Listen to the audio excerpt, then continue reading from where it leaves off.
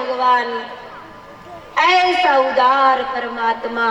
गोस्वामी जी कहते हैं कि ऐसे उदार ईश्वर का भजन कपट छोड़कर करना चाहिए। झाड़ी कपट जंजाल, कपट छोड़कर भजन करना चाहिए। लेकिन हम क्या कहते हैं कि भगवान भजन तो करे लेकिन कपट नहीं छूटता है। और बाबा तुलसी कहते हैं कि ऐसा उदार है वो, उसका भजन कपट छोड़कर करो। भजन तो करे लेकिन कपट कैसे छोड़े, उसका क्या करे? तो मना करते बाबा, छाड़ी कपट जंजाल, क्योंकि मोह कपट छल छिद्र न भावा, भगवान स्वयं कहते हैं। तो क्या किया जाए? बोले एक काम करो, क्या भजन करने लग जाओ। जैसे जैसे भजन का वजन बढ़ेगा कपट अपने आप छूटता चला जाएगा। हृदय में निर्मलता आएगी, मन पवित्र होगा। और कबीरा गली अति सांकरी, तामे दो न समाये, कपट अपने आप छूटता हुआ चला जाएगा। इसलिए करते रहिए घर का काम और लेते रहिए हरि का नाम। लेकिन अभी नहीं, 8 बजे से 11 बजे तक तो यहाँ आना है। हम सोच रहे कि कथा में क्यों नहीं आ रहे, इसलिए नहीं आ रहे कि भाई कथा में कह रहे कि करते रहिए घर का काम और लेते रहिए हरि का नाम, तो वही आवाज आ रही है। क्या करना यहाँ आके? अभी के लिए नहीं है, 8 बजे से 11 बजे तक तो आना ही है। लेकिन जब करो, गोस्वामी जी ने लिखा है, करो सदा सत्संग, रोज सत्संग हो। कोई बहानेबाजी वहां नहीं चलने वाली है। बहाना ईश्वर के वहां नहीं चलेगा। वहां तो केवल 2 ही चीज है जो हमारे और आपके साथ चलेगी, और वो है हाथों से दिया हुआ दान सत्कार्य के लिए, भगवत कार्य के लिए, और वाणी से लिया हुआ हरि का नाम। यही संपदा है जो आपके और हमारे साथ चलने वाली है।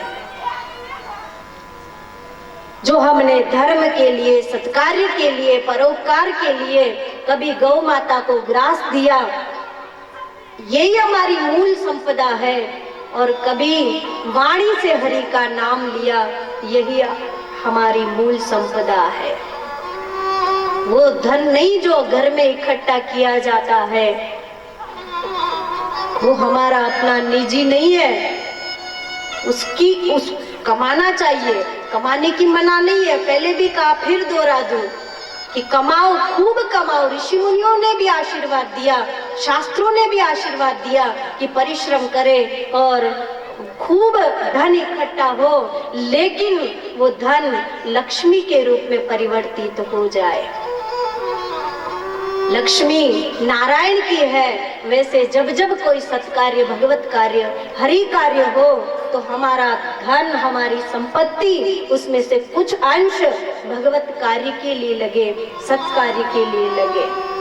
कुछ लोग तो इतने कंजूस होते हैं, क्या बताएं, दूध में मक्खी गिर जाए। ये मॉडल तो पुराना हो गया, छोड़ो। तेल में मक्खी गिरे, एक भाई ने उसको निकाला और मक्खी को निकाल कर अपने जूते पर रखा।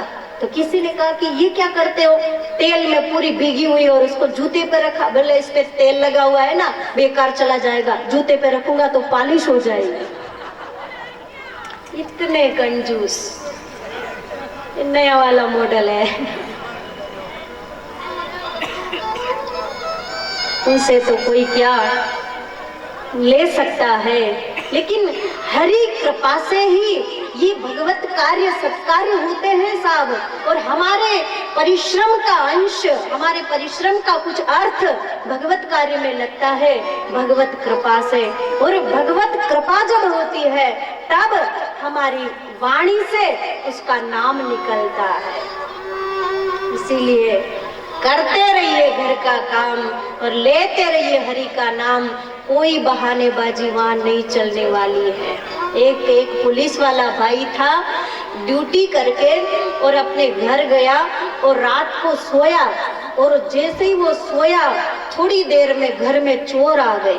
चोर आए तो पत्नी को पता चला और कहा कि स्वामी देखो अपने घर में चोर आ गए हैं। तो पुलिस वाले भाई थे, उन्होंने कहा मुझे भी पता है कि घर में चोर आए, कोई बात नहीं, सो जाओ। आए हैं, चोर आए अंदर और जहाँ तिजोरी की अलमारी की चाबी गुच्छा टंगा हुआ था वहां से वो लिया और लेकर अलमारी के पास पहुंच गया। तो पत्नी ने कहा स्वामी देखो ना, वो तो गुच्छा लेकर और बिल्कुल पास में चला गया। बोले मुझे पता है कि घर में चोर आए हैं और उसने गुच्छा ले लिया, काय को मैं आराम करूंगा, सो गया। फिर उसने लॉकर का वो ताला खोला और खोल के वो जेवरात निकालने लगा। तो बेचारी कैसे सहन करती, उसके जेवर जो है पैसा धन रकम सब निकाल रहा है वो चोर। कहा कि स्वामी देखो ना सारा निकाल रहा है ये। बोले मुझे पता है, मालूम है मुझे कि वो निकाल रहा है, सो जाओ मैं नहीं उठूंगा। फिर उसने सब निकाला और गठरी बांध ली। बोले स्वामी देखो उसने सारा माल ले लिया है और वो जाने की तैयारी पर है। बोले मुझे पता है, मैं नहीं जागूंगा, मैं नहीं उठूंगा।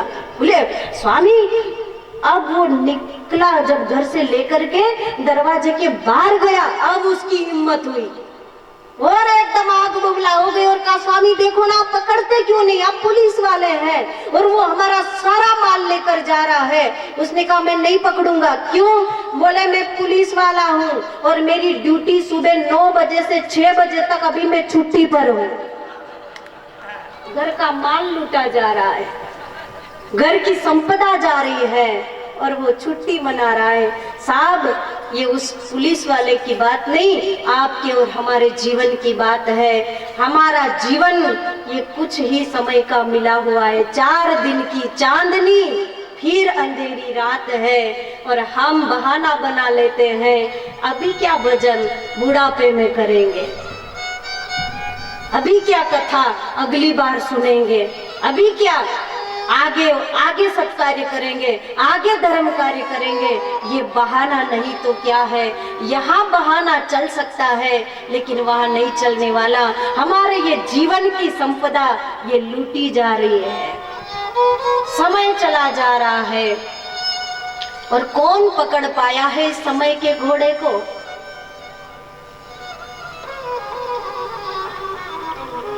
घड़ी चल रही है, अगर वो बंद हो जाए तो उसको हम लोग खराब कह देते हैं, ये तो खराब हो गई है और उसी के साथ साथ हम चल रहे हैं। लेकिन कभी कभी भूल जाते हैं कि हम क्यों आए, हमारा कर्तव्य क्या है, हमें क्या दायित्व निभाना है। कभी कभी हम अपने कर्तव्य पथ को भूल जाते हैं।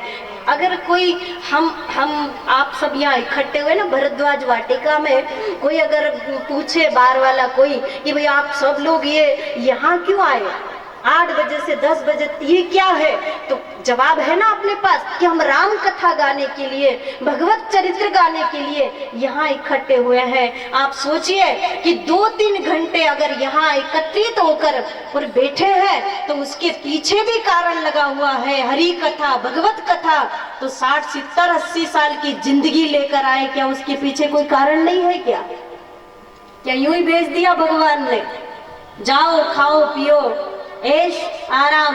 नहीं, परमात्मा ने धरा पर भेजा है, मनुष्य जीवन देकर भेजा है कि मानव बनना और मानव बनकर किसी मानव की, जीव की, जंतु की सेवा करना, परोपकार करना, धर्म करना, सत्कार्य करना, परिश्रम करना और अपने परिश्रमिक अर्थ में से कुछ अर्थ धर्म के लिए, सत्कार्य और भगवत कार्य के लिए, जीव के लिए तो थोड़ा निकालते रहना और हरि से थोड़ा, वाणी से थोड़ा हरि को पुकारते रहना, क्योंकि साथ में चलने वाली यही संपदा है, कुछ भी नहीं आएगा।